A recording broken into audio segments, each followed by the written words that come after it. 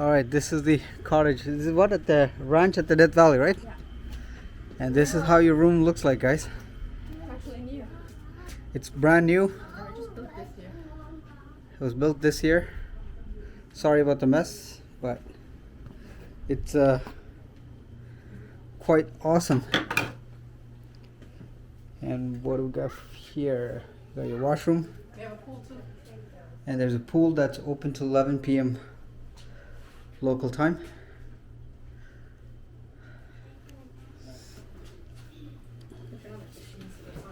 And you can even do your laundry if you like. And this is we got the master ensuite. So you got the double bed. Enter the bathroom through the door. Or there's another door. Oh, there's I think, I don't know. probably a closet out. No, this is a closet. Okay, my bad. That's a closet. Yeah, Closet, and you have a TV in here, and you saw the TV in the living room. And these are nice little cottages, as I like to call them. You can Sorry? make up to 6 people can stay in one room. Yeah, and it's about what, $500? It's $398 American. $398 American per night. So not bad.